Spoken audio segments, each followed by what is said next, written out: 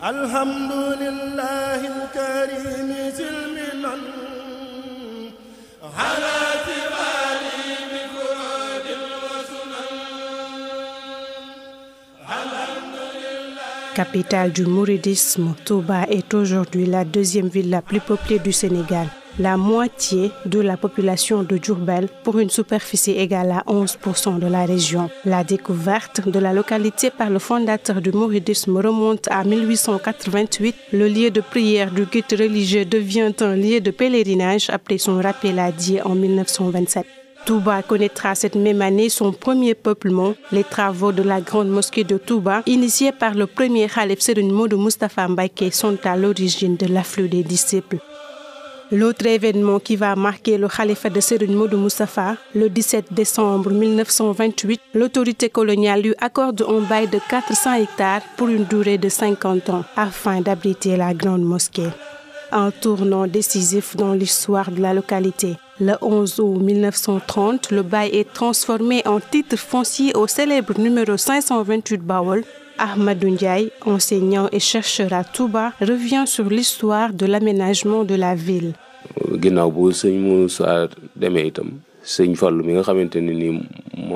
À la disparition de Serigne Moustapha, c'est son fils Serigne Fallou qui a pris la relève. Mais là où habitait Serigne Modou a été laissé à son fils Serigne Cheikh. Serigne Fallou a vu que Touba grandissait de jour en jour. Il fallait donc structurer l'espace avec le peuplement massif des disciples. C'est ce qui est à l'origine du premier lotissement en 1960. Des rues ont été donc tracées, des rues de 10 à 30 mètres, une corniche aussi pour anticiper l'avenir.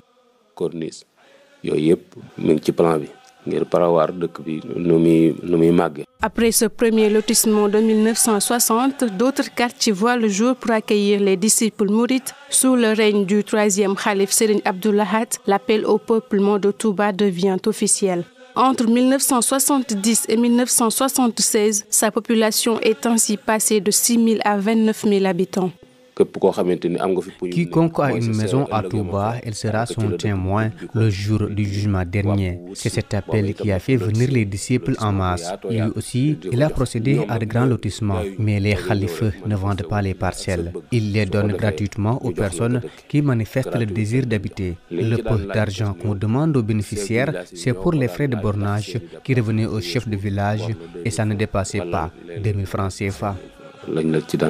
Les terrains sont gratuits, mais la vente est autorisée pour les bénéficiaires s'ils le souhaitent. Les chefs de village sont délégués par le khalife pour officialiser ces échanges. Ils ont mis en place tout un système de formalisation. À Touba, on appelle communément village les grands quartiers du fait de leurs étendues et les nombreuses sous-localités qu'ils englobent. Serigne Moustapha Mbacké est le chef de l'un des premiers villages d'Darou Minam. Attestation de mutation et attestation de cession de peine. Nous produisons deux types de papiers qu'on ne retrouve peut-être pas ailleurs. Il s'agit de l'attestation de mutation et l'attestation de cession de peine. Tous ces deux n'ont pu être officialisés qu'en 1997. L'attestation de mutation, c'est pour le propriétaire qui ne possède aucun papier. Il vient donc déclarer les conditions d'acquisition de sa maison et on lui fait ce papier qui est marqué dans le registre à partir de cette date. Le permis d'occupation peut aussi être émis à partir de cette attestation. Quant à l'attestation de cession de peine, c'est pour le propriétaire qui veut céder sa maison à une autre personne. Sur ce papier figure le montant de la maison si elle est vendue, ainsi que les signatures de l'acquéreur, de celui qui cède, et du secrétaire du chef de village.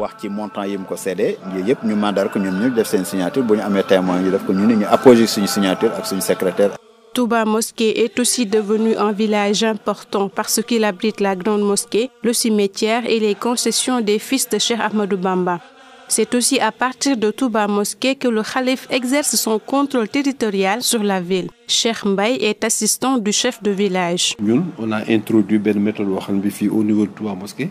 Au niveau de Touba Mosquée, nous avons introduit une nouvelle méthode. On certifie l'acceptation de vente, la promesse de vente et l'acte de vente et tout est informatisé.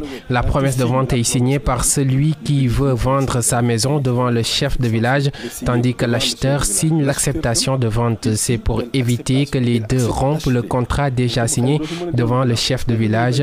C'est une garantie. Un accord signé devant le chef de village ngeen demande ba mu leen neex ngeen dikkaat naa ñun bàyyi nañ ko nangam yu mel noonu. Touba Mosquée, Darou Minam et le village originel Darou Khoudoss sont le bloc urbain de la ville. Situé au sud de la grande mosquée entre Touba et Mbacké, le village de Darou Marnane s'est développé en dehors de cet espace urbain. Sa population s'est multipliée par 8 entre 1970 et 1988. Mouhamadou Diop est le chef du village depuis 1985. À chaque fois que le calife faisait des lotissements, il nous demandait de céder les parcelles gratuitement aux disciples.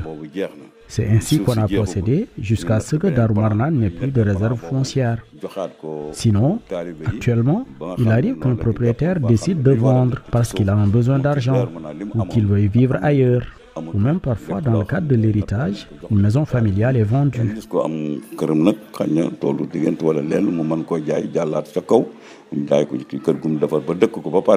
Mafari Ndiaye est propriétaire à Darou Marnane depuis 2002, mais il n'a pas bénéficié de dons de parcelles.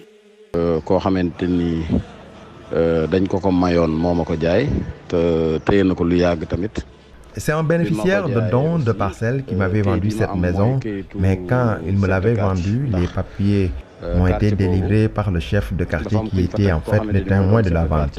Mais je ne me suis pas arrêté là et je suis parti au niveau de la mairie pour avoir un autre papier plus officiel.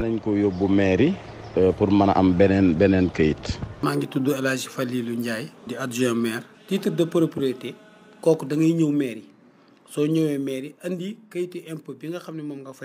il y a un autre type de papier appelé titre de propriété. Il faut venir à la mairie muni du document délivré par les impôts ou le certificat de domicile délivré par le chef de quartier pour que la mairie délivre cette attestation certifiant que les papiers de la maison sont valides. On ne le faisait pas auparavant, maintenant si, car les usagers des banques ne pouvaient pas avoir de garantie pour leurs emprunts étant donné que le titre foncier de Touba est unique.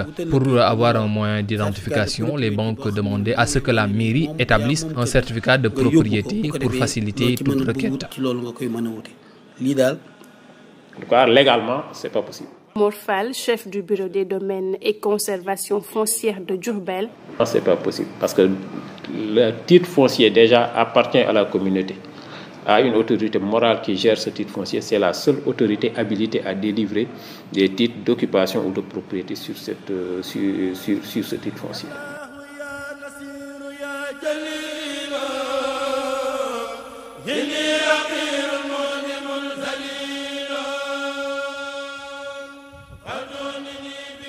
En 2002, une demande d'extension du titre foncier est accordée par l'État du Sénégal au nom de Serigne Saliou Mbacké, khalife de l'époque. La superficie du titre foncier atteint 30 000 hectares. Touba devient une commune avec l'avènement de l'acte 3 de la décentralisation de 2013. Sa particularité est qu'elle est assise sur deux catégories de terres, le titre foncier et le domaine national. Comparé aux autres types de droits immobiliers, le titre foncier marque la pleine propriété sur la terre. Selon Morphal, chef du bureau des domaines et conservation foncière de Diourbel, les municipalités n'ont aucune compétence sur les 18 villages englobés par le titre foncier 528. La commune a des compétences en matière domaniale qui dérivent un peu de la loi de 2013 sur le Code général des collectivités territoriales. Ces compétences varient suivant la nature du foncier. Sur les titres des particuliers, titres fonciers appartenant à particuliers, la commune n'a aucune mission, aucune compétence. C'est au niveau des terres du domaine national que la commune a des compétences de délibération pour attribuer des terrains, affecter des terrains à usage autre que d'habitation. Maintenant, pour pouvoir affecter des terrains à usage d'habitation, normalement la commune doit délibérer en réalité pour un lotissement. Un lotissement administratif qui va suivre les procédures d'autorisation, de morcellement, de bornage sur le terrain, de réception. Et après seulement cette procédure, on procède à ce qu'on appelle en fait la commission d'attribution. La commission d'attribution, elle est présidée par le maire. Et c'est dans le cadre de cette commission, normalement, que l'on délivre titre d'occupation à usage d'habitation. Le sous-préfet soutient que la mairie peut intervenir dans la commune, mais sous certaines conditions. Donc la commune ne peut pas acquérir des logements dans le titre foncier elle peut quand même bénéficier de la volonté du détenteur du titre foncier, de disposer de portions de terre sur le titre foncier pour des activités ou bien pour des infrastructures d'intérêt général. Ça, c'est une possibilité, mais ça dépend spécifiquement de la volonté manifeste du détenteur du titre foncier. Autrement, c'est pas possible. Les villages qui n'appartiennent pas au titre foncier sont au nombre de 56, mais la gestion foncière reste la même et demeure le fait des chefs de village. Li ci génn ci titre foncier bi ñi nga xam ne ñoom ñoo ko yor muy kilifa yi daanaka dañoo dépendre ci sëriñ bi. Les chefs de ces villages qui sont hors du titre foncier dépendent en réalité du calife. Donc, ils n'agissent jamais sans l'ordre du calife ou sans son consentement préalable. L'adjoint au maire confirme ses propos.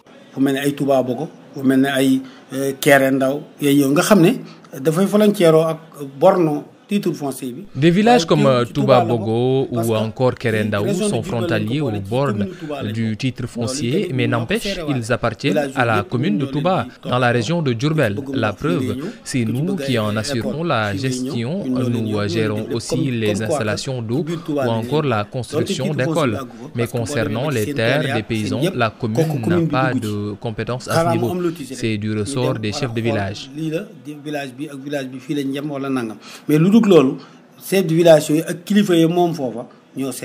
Bourkatoul Moubarak fait partie avec 3 autres des villages non officiels de la commune de Touba. Il a été créé en 1996 par Serigne Saliou Mbacké suite à des lotissements qu'il a initiés durant son khalifa. Aujourd'hui, le village qui est né des flancs de Touba Mosquée a épuisé sa réserve foncière. On a plus de 38 quartiers. La population est de 150 000 habitants. 38 quartiers.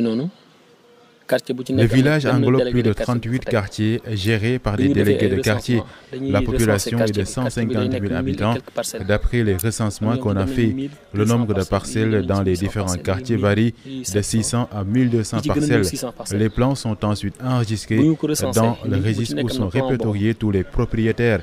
Par exemple, la parcelle numéro 18 appartient à Moustapha Seck. Si un propriétaire résident dans un des quartiers désire avoir des papiers où il veut vendre sa maison, il vient ici accompagné du délégué de quartier. On cherche son nom dans le registre. Si on voit que la parcelle lui appartient réellement, on lui délivre le papier qu'il veut.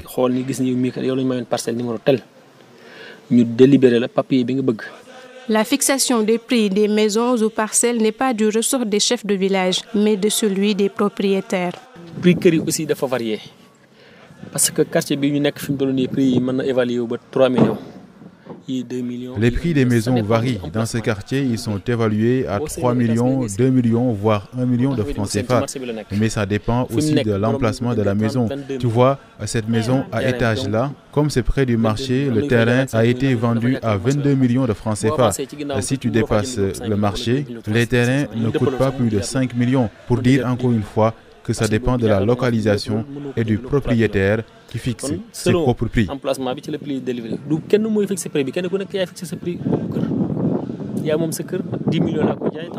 Dans la commune de Touba, les courtiers sont plus que des intermédiaires entre vendeurs et clients. Ils s'érigent en conseillers immobiliers car ils maîtrisent mieux les prix du marché. Ils ont aussi leur propre système de paiement. Cet homme exerce ce métier depuis 2005. Le propriétaire me demande de vendre la maison à 5 000 par exemple devant les témoins. Si je trouve un client qui accepte de payer 10 000, j'attends qu'on se réunisse devant le chef de village pour officialiser la vente. Le propriétaire rappelle le prix qu'il avait fixé. Je lui rends son argent, c'est-à-dire les 5 000 et le reste, c'est ma paie.